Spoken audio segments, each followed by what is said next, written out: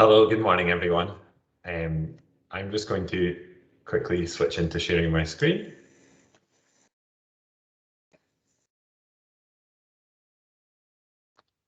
Okay, can everyone see that? Yep, I think so. Brilliant. Okay.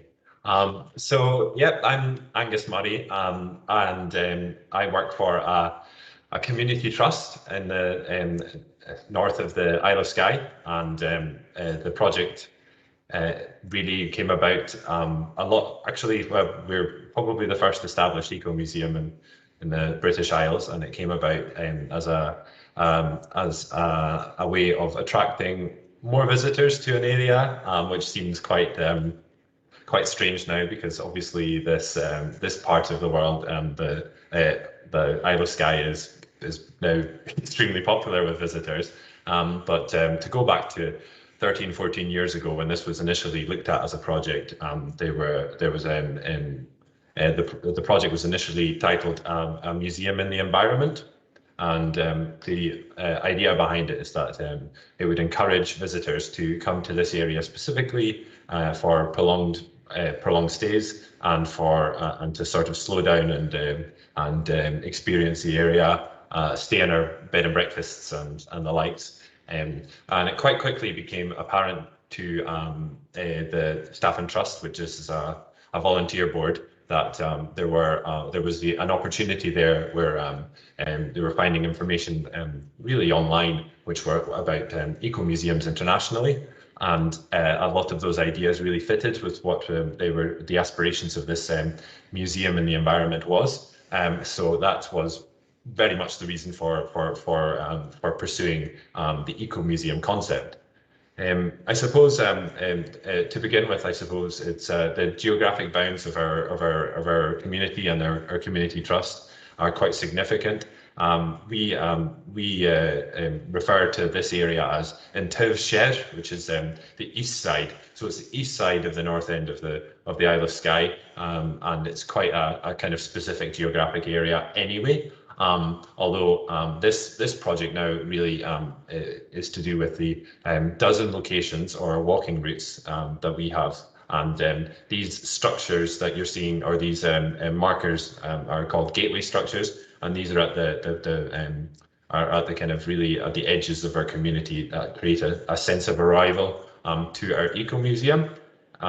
As you can probably, well, I would assume that not many of you are Gaelic speakers, but we've decided as a community that we felt that using our Gaelic language, much the same as parts of Wales or parts of Ireland would feel most strongly, that again, Gaelic is such an important aspect of our community that we wanted to put that as the headline of our project. So our recent rebranding in the last couple of years, we came up with a new name for our ecomuseum, which was Droim na Línchin, which means the Ridge of Ages. So the ridge is the mountains that sort of follow the line of the midpoint of the Trotternish Ridge, and na Línchin is the ages, to encompass a sense of deep time that we have in this area. So maybe some of you might be aware of this already, but we have had over the last kind of decade or so, we've had phenomenal dinosaur, well, not just dinosaur footprints, but full-size dinosaur skeleton finds. And the sense of ages is that this is all about bringing this up from that sense of deep history to really to today. In terms of the most recent stage of our project, we've had funding from the Heritage Lottery, and we've had a huge amount of the community working on our ecomuseum. And we did that by initially putting on a community curation sessions. So that meant that local school teachers were involved, and some of our older members of the community were coming, and we were all meeting in rooms in ways that we're not allowed to at the moment. And we discussed what the information that was presented to visitors across our kind of walking routes and visitor sites, and we came together and we thought and spoke about what was strong about them, but also what was lacking. So this is how this phase of the ecomuseum really came about.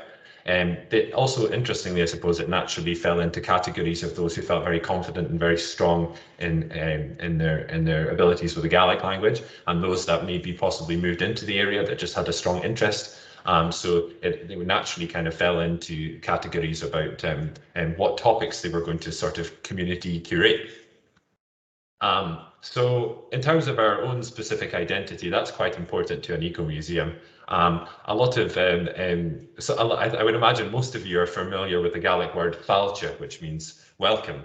Well, that's used a lot of places, but it's very seldom said. In our community, when you say, when you give a welcome to somebody, so fáilte would mean welcome, we would use the phrase do bheithe gan dúich, which means your life to the country. And I think that's quite an interesting image for an eco-museum. So it's about really a sense of giving and a sense of welcome to this area as its own country, really.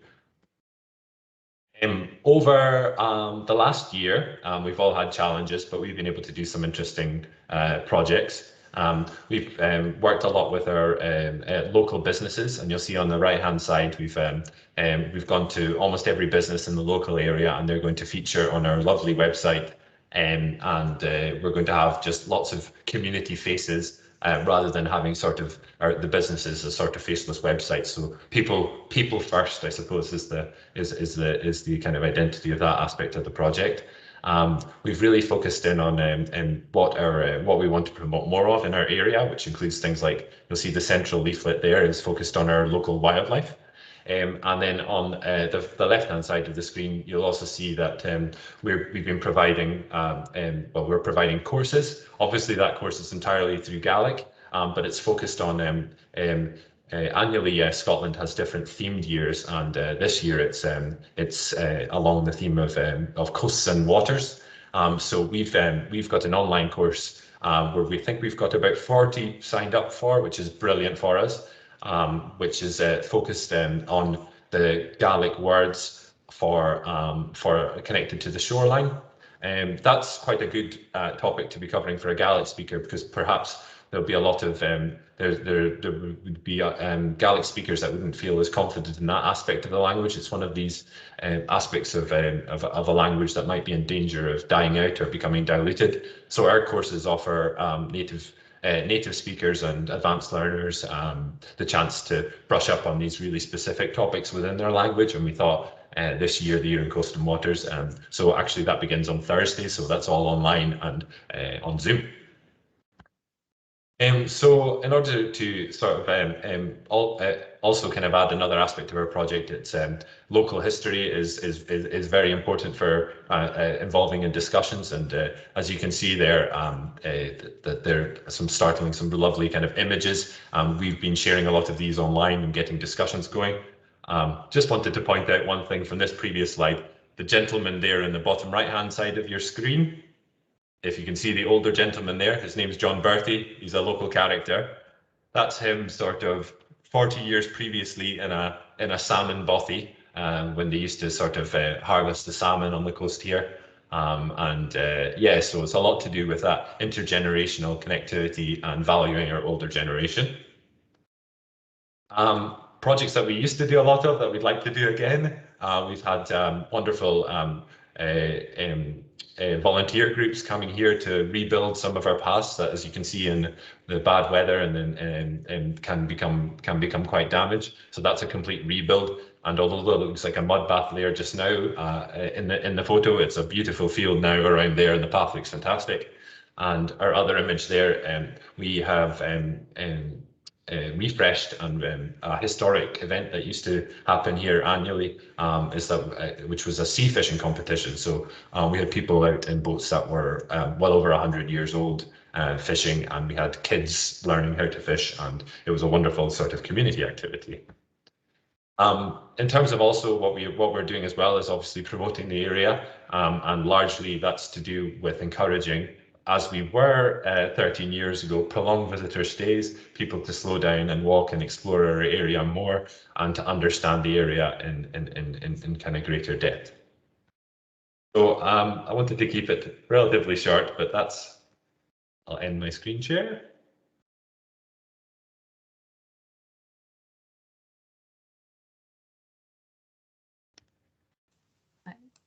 Brilliant. Okay. Yeah.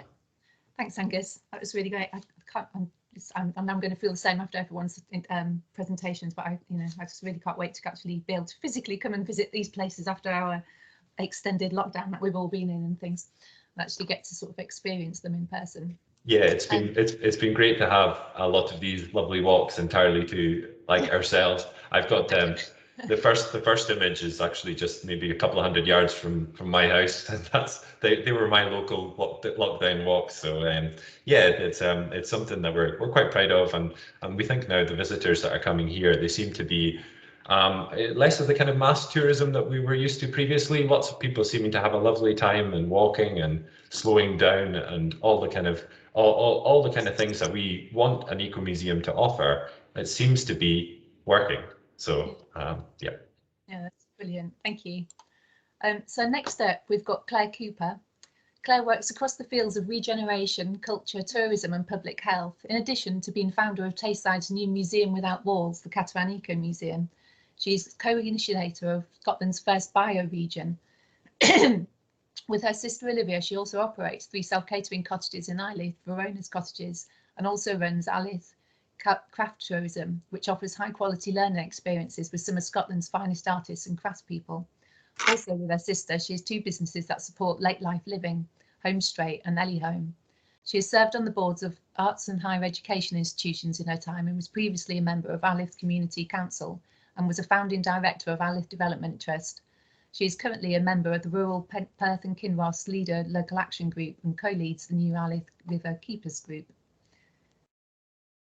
So thank you.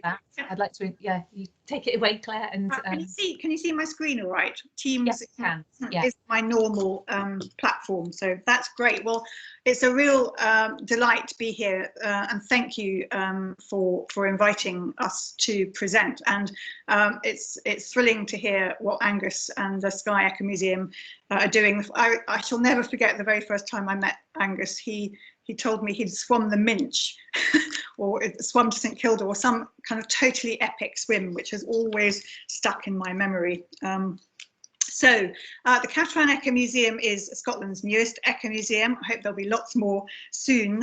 We launched in November 2019 and we're set across 1,000 square kilometres of the beautiful and dramatic landscapes of Eastern Perthshire and Western Angus, with a good chunk of it stretching up into the Cairngorms National Park, as you can see from this map. And it's worth noting that our southern edge is only about 13 miles from Dundee. Our aim, very similar to what Angus was saying, is to tell the story of this part of Tayside across 6,000 years of history and 400 million years of geological history. And like many places, we have a veritable trove of treasure, cultural and natural heritage to draw on. There are Pictish stones to excite your curiosity, unknown stories from the great legends of King Arthur and the Pan-Gallic hero Finn McCool, contemporary histories of the Scottish traveller community, important events linked to the great Jacobite rebellions. That's the Bannerfield and Kirkmichael, fables of the Caterans themselves, the Highland clan warriors who came to be associated with cattle raiding in the 17th and 18th century, from which our name comes. You can discover the history of Scotland's berry capital, Blairgowrie, and visit the site of its 12 Victorian textile mills, including the mill still standing, which was the first to spin jute, which was a massive innovation for the jute industry at that time. You can walk a part of the Highland Boundary Fault in Ailith and enjoy its well-preserved Old Town Centre, and a hike along the Cateran Trail, one of Scotland's great long-distance footpaths, offers you spectacular views through huge landscapes sculpted by glaciation and traversed by old drove roads and ancient rights of way. When I first heard about ecomuseums, which was only in 2017, I was very struck by their ethos, that they were an opportunity for local people to share the distinctive heritage of where they live in a way that was meaningful to them, that they offered this much more holistic nature and culture frame that Victoria mentioned at the beginning for the interpretation of heritage, quite different to the focus on specific items and objects performed by traditional building-based museums, and that they could be a focus for community empowerment in the political lingo of today, an opportunity for community wealth building and place-based economic development. And so I came back to Ailith, where I live, and started to talk to folk about it, and actually very quickly the idea took root and we decided to try and set up our own ecomuseum. And it's worth saying that the idea landed, I think, just at the right time, because a group of us local to the area had just been involved in making another big community heritage project happen, Cateran's Commonwealth, which focused on the common wealth of our natural and cultural heritage. And as a result, there was a bunch of reconnections, new connections, strengthened relationships, and just general excitement really about what we had on our doorstep. So to cut a long story short, that group got together and in 2018 raised the funding to start work on a first stage of experiences and the 2019 launch programme. After being told by two sets of national funding schemes that we were too ambitious and too niche, we secured enough money from the European Leader Programme, RIP, and our local wind farm fund to complete a pilot stage, which delivered these walking, cycling and car itineraries. And all the sites and content were suggested and written up by local people, and all hung around 79 points of natural and cultural heritage interest. So our primary audiences are equally our local communities and our visitors, and our key messages are that we are an outdoor experience designed by the community who live there, and we tell the story of its people, places and landscapes. Our launch programme involved 3 outdoor commissions and a whole bunch of associated workshops, which we wanted to try and get our local young folk involved in. One of those commissions was particularly successful, this giant portrait of the great Scots poet, Hamish Henderson. It was made for the occasion of the 100th anniversary of his birth, which coincided with our launch, by an incredibly talented local artist who lives out of in the Ecomuseum area called Martin McGuinness. And it was made out of 4,000 metres of jute and pinned to the hillside there, as you can see. Jute being the textile, obviously, that was central to the history of the nearby town that Hamish was born in. And it was also next to where he grew up as a small boy, the wee Button Ben, which you can't see in this photograph, but also where his ashes are scattered.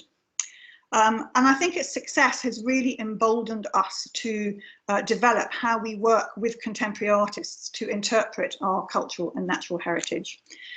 So the launch programme, as that was happening in the autumn of 2019, we started to think about the second stage of our development, and together with a growing number of partners, actually, including one of our local development trusts, Ailith Development Trust, we started fundraising for it in earnest early last year, throughout the pandemic, actually, under the rather unusual title of the Museum of Rapid Transition. So what does that mean?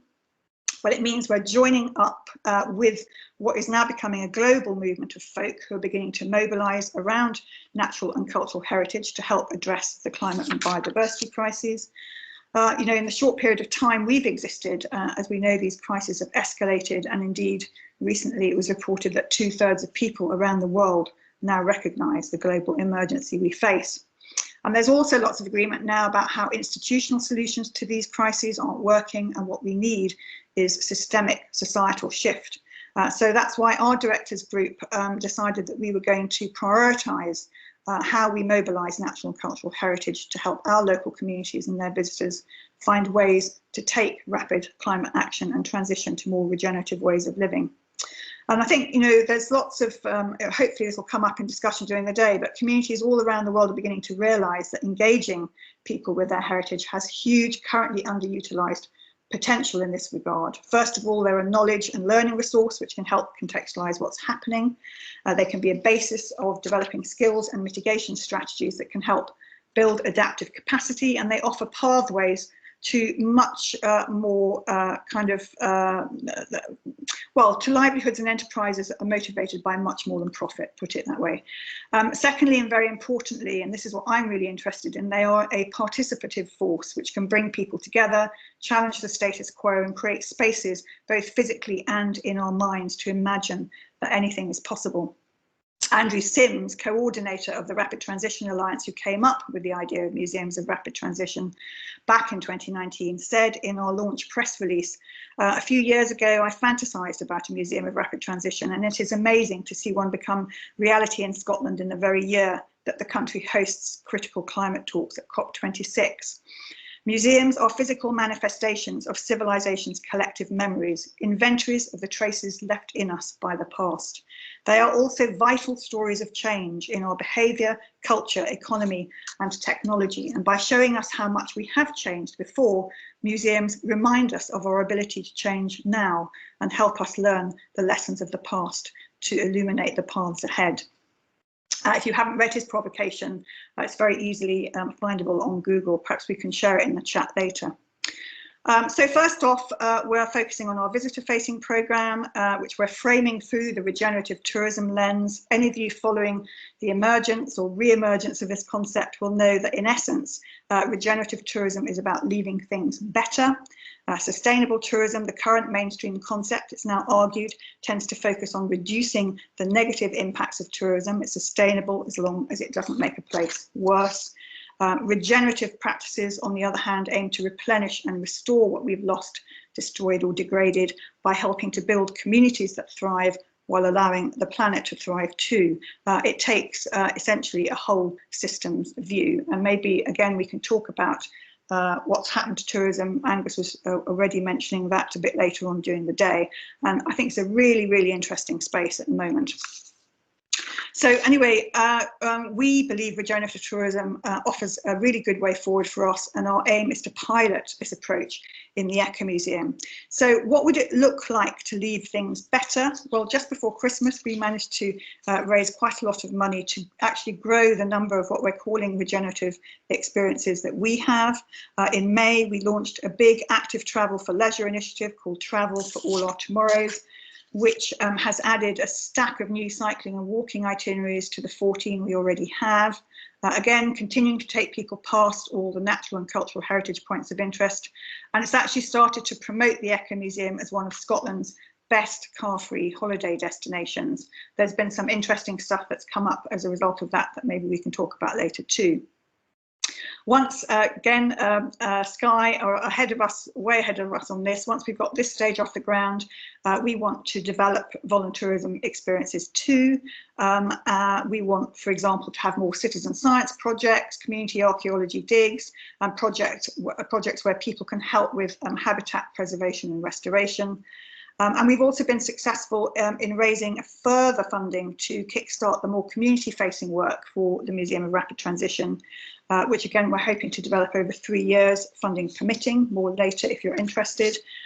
This will involve undertaking the first stage of a new paleoecological and geological study of the River Ericht, one of our main rivers, which will collect data from local archives and citizen science to create new learning and educational resources that highlight how human behaviours have degraded its biodiversity and how its past history can be reused to conserve, restore and manage it in the light of the crises we face.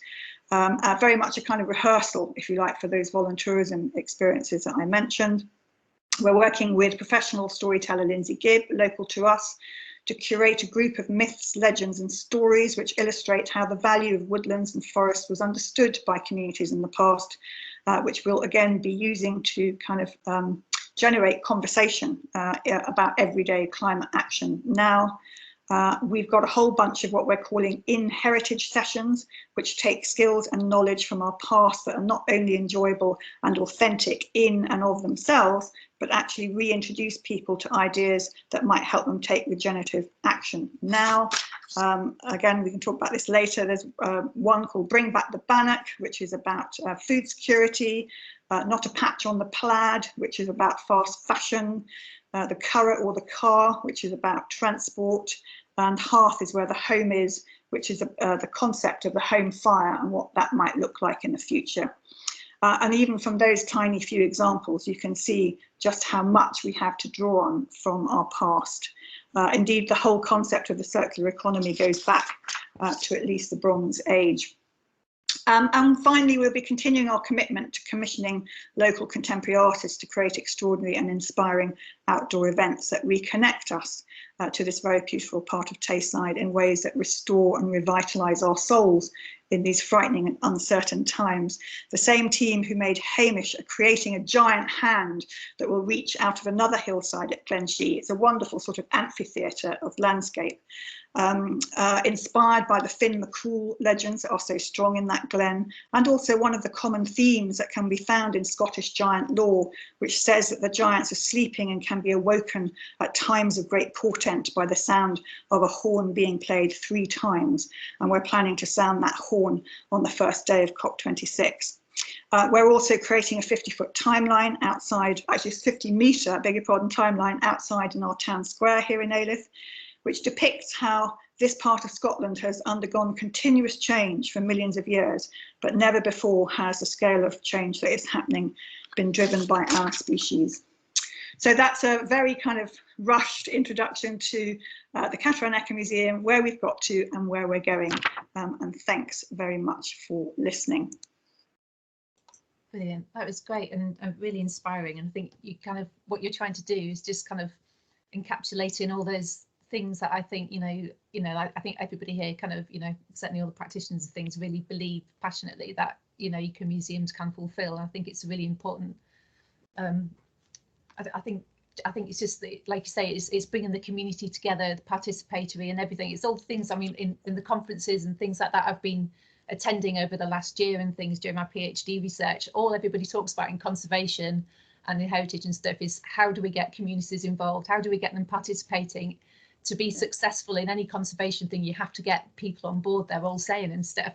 And then there's the ecomuseums who've been quietly doing this for like 40, 50 years, just sitting there sort of thing. And it's just kind of, to sort of raise that awareness in this country, particularly where it's not particularly well known and well used, I think would be a great thing. So yeah, brilliant. Thank you.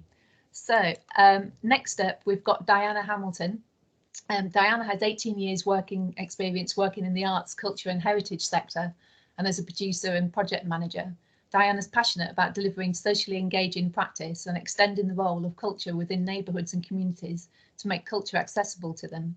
She has a track record of working with local authorities, museums, the third sector and community groups to develop viable structures and strengthen them working together.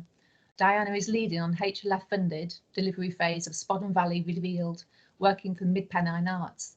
It's a new eco-museum in East Lancashire, a museum in the landscape.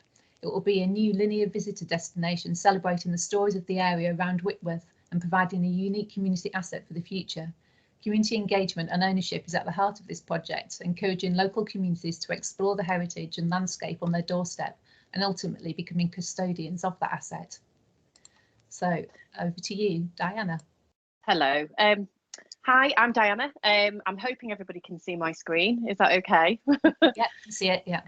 Brilliant. So Spodden Valley Revealed. First of all, this image comes from one of our very first commissions that we did during the development phase of our project, working with Glassball to create images to be incorporated as part of Whitworth's town calendar that gets sold every year to raise money for the town council.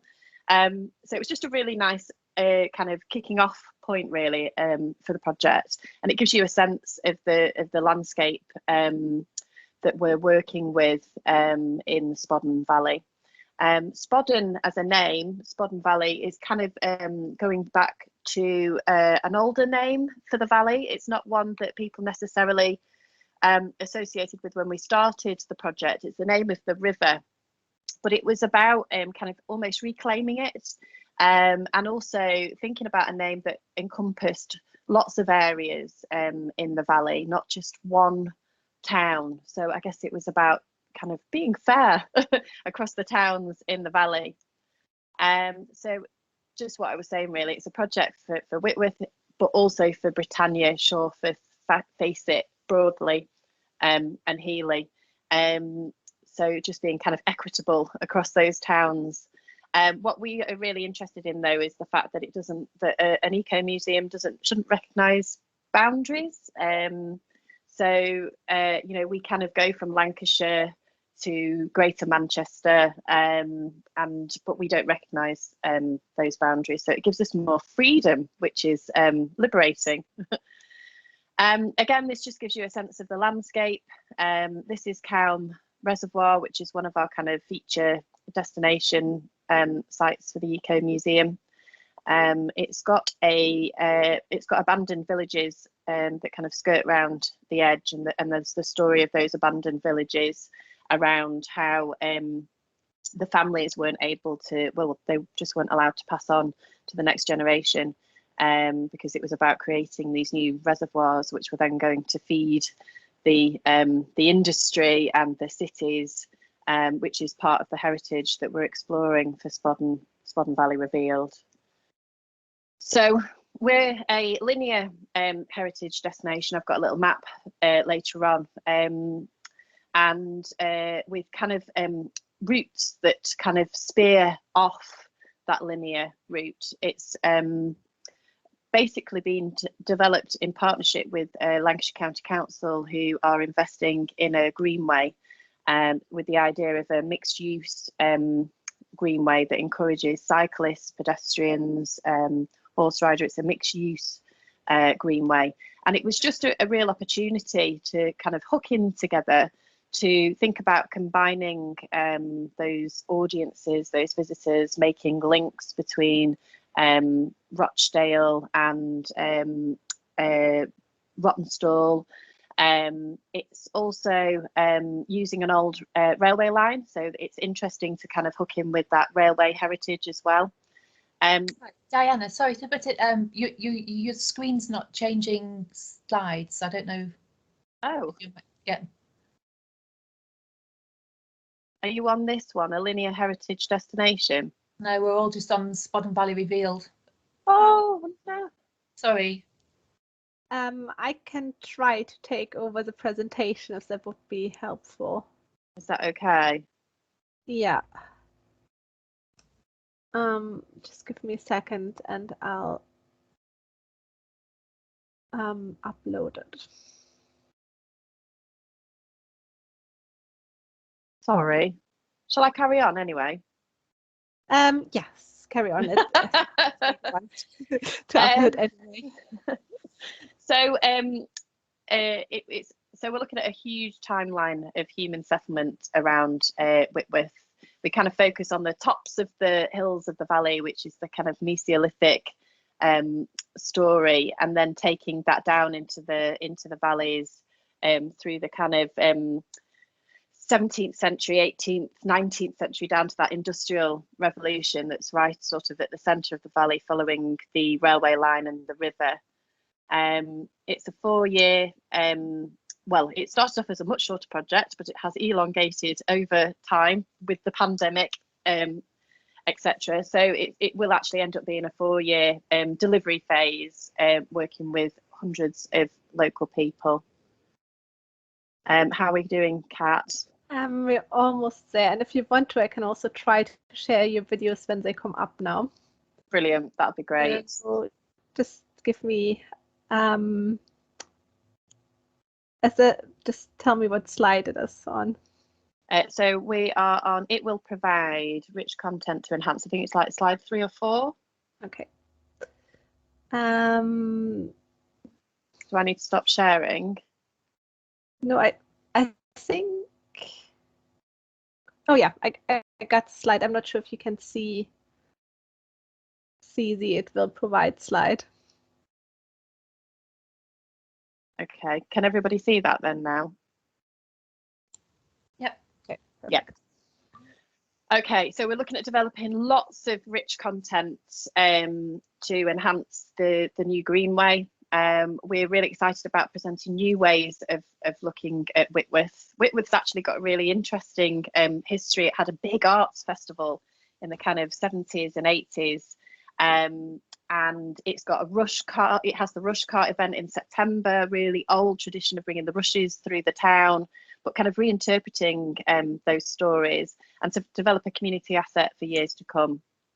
So the project's being led by Mid Pennine Arts. They are based in Pennine, Lancashire. They work across the county and across the northwest. They've got a long heritage actually involved with Whitworth and the original arts festival in Whitworth, which is really interesting. They're hugely about connecting art and people and places, and kind of that idea of contemporary interpretation of heritage. Kat, are you all right to move on to there's a couple of images, we see those. So just a couple of examples of some lovely big installations that Mid Pennine Arts have been involved with in across Lancashire. So this is Halo. And then the next one is the Singing Ringing Tree in Burnley, but it just gives you an idea of some of the kind of significant works that Mid Pennine Arts have been involved with.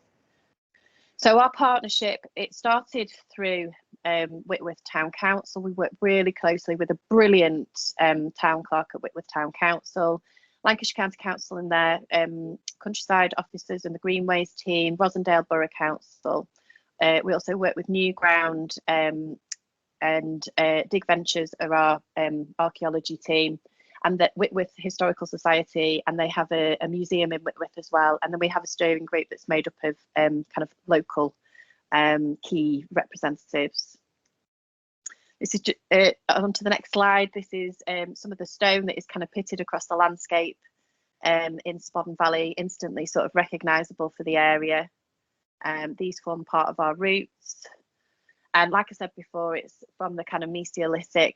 We claim to have the largest amount of Mesolithic flint scatters in the UK, but I might be challenged on that today. This is Brown Wardle, the next image, and these have been sort of controversial potential tenter posts, which we've explored as part of our archaeology work. And then this is some of the industrial heritage that we cover through the Ecomuseum as well. This is onto the next slide. This is Face It Incline. Really interesting, forms one of our heritage destinations. So it's a gravity tram line. So, and the chimney still exists. This is one of the ruined villages around Calne Reservoir. We're really sort of interested in the social history, the stories of Whitworth, the people. Whitworth doctors are our kind of big celebrities for us.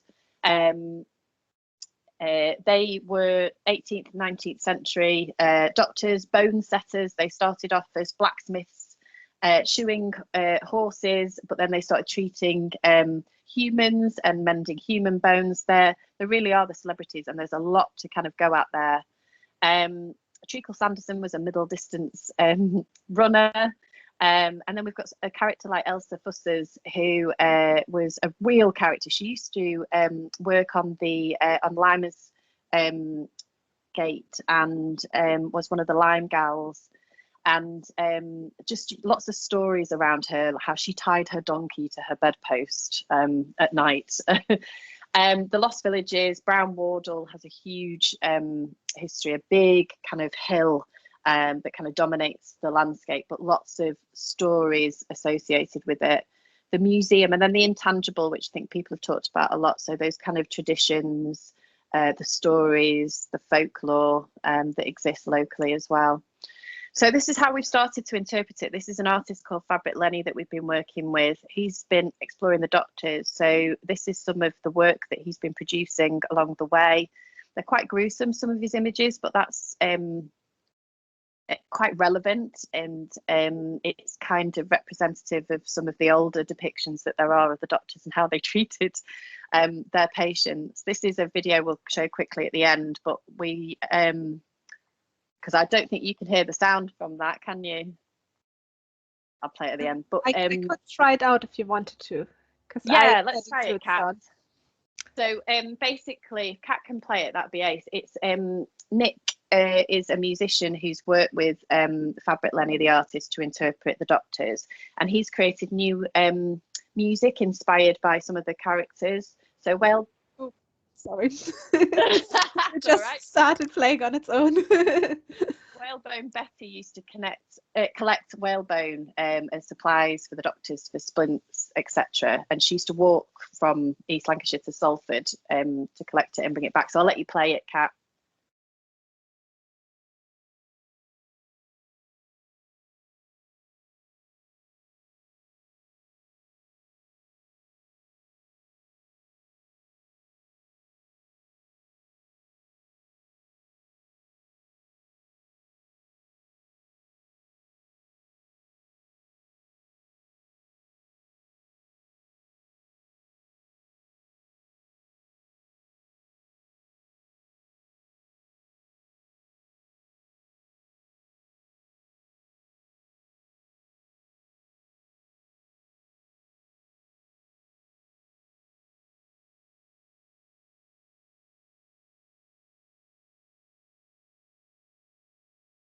So I think if we stop that, it just gives you an idea. So we will have QR codes around the sites of the doctors' houses, where they collected their botanicals from, for people to access some of this content that Nick and Fabric Lenny have created.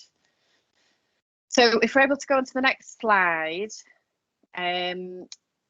they've created, Paul Fabric Lenny has created these 3D models, which are going to be little sculptures that sit on top of music boxes with the music playing. So this is one of the doctors, which will be housed at the museum as new artifacts, but will also go on tour to schools, to libraries, to the Whitaker Museum locally, etc.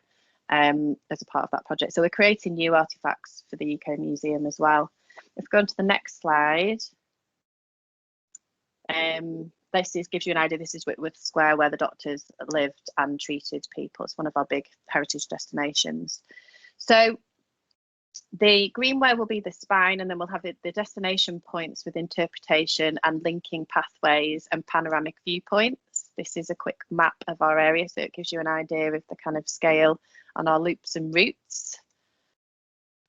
This is an image. These are being built at the moment around Calne Reservoir, but talking about those kind of panoramic viewpoints that give you a view of the entire history of the area, those different layers, and we'll have interpretation points as well. So we talked a bit strategically how we fit in with the cycleways, how we fit in with Rosendale. They talk about themselves being the adrenaline gateway and this idea of outdoor recreation, but we'd like to connect in more with eco-museums around Europe, and we're fitting in with Whitworth and its local aspirations as well. This is the Greenway being developed, the next slide. So delivery has been about volunteer training, community archaeology, events, commissions. Our capital work is very light touch, but is about new interpretation, some signage and some furniture as well. This gives you an idea of some of the improvements that we've done already. This is a rutted road where you can see the lines where the old wooden wheels would go along the road around Calne Reservoir. The stone is hugely important locally. People have talked about it being the flagstones under the Eiffel Tower. We know it's in Trafalgar Square. Archaeology, again, Kat, do you mind playing the archaeology film really quickly?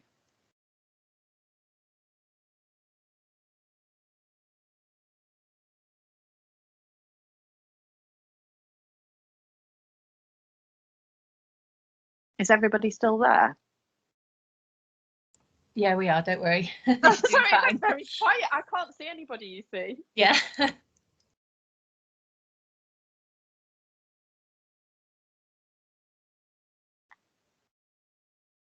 There's no sound on the film though.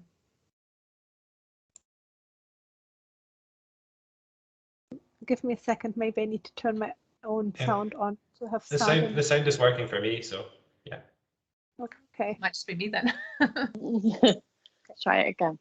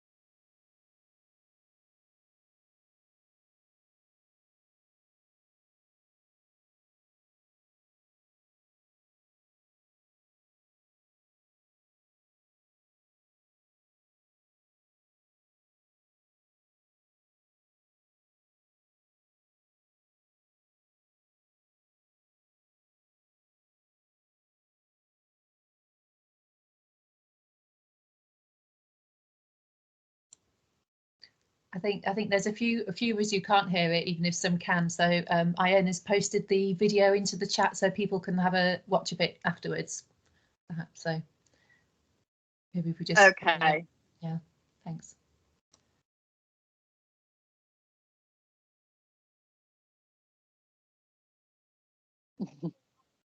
I'm sorry. Should we Okay. just? Yeah, if you go to involving a whole community, Kat. Sorry. Yes, here we go. We can put all the videos on there. So yeah, involving a whole, it's all about working with the community. You can see from the videos, we've been working very much with local people in terms of getting them involved with the archaeology surveys, etc. But if you can start clicking through some of these images, these are events where we have the explorers at local community events, which is the idea of a club that you can join that encourages you through kind of creativity to explore your landscape. And this is at the Rush Cart event, which is a hugely popular event. Yeah, it just starts playing when I couldn't. Sorry. Yeah. So if you just flick through some of these images, we've done some dry stone walling with the local community, picking up some of those skills, rebuilding some of the local walls. If we maybe go to outputs, so we're looking at developing, we've delivered a lot in terms of archaeology projects. I've talked a bit about the new knowledge and new museum content. We're looking at doing lots of creative interpretation, working with artists. Some of those are forming quite significant commissions in the landscapes, and definitely getting involved with two big events in the local area as well, which is the Skyline Walk, which is a walk around the valley tops, which we've created audio content for, which is activated by numbered flags as you go around the route. And the Rush Cart is the other event where we kind of hook in with lots and lots of activities. And then just really very quickly, if you click onto the Law Lines slide, this is a book as part of the residency. David Chapman Barker is a local artist, has a farm actually locally, and he's created a whole wealth of content inspired by the heritage, and it's basically resulted in an exhibition, a book, performances, Queen of the Well, that was performed with the local brass band. So we're at a point now where we've got lots and lots and lots of content, and we're looking at how we can pull all of that together so that it can be accessed while people are out and about exploring the Ecomuseum, but also how they might access that at home. We've used things like beer mats, getting information out, working with Whitworth and its calendar, exhibitions, and the Skyline Walk, so through mobile phones. Where we're going next is we're developing, if you just go through Kat, there's the Whitworth Bone Doctors kind of mood board. So we're developing some educational resources that will go into schools that will take the form of bags with lots of drawers with artifacts in that can be accessed with some online content to kind of support that. If you go on to the final slide, which is what's next, it's developing our character bags and school resources. We're finalising the signage and capital works. Obviously, we've had the delays with the pandemic. We're working on a brand and identity at the moment. And we're also looking at another commission in the landscape. And we will launch in 2022 with a stories festival in the autumn, which would form part of the Rush Cart event in September next year. So we've done a lot, but we've still got a huge amount to do. So I'll leave it there because I've probably massively overrun.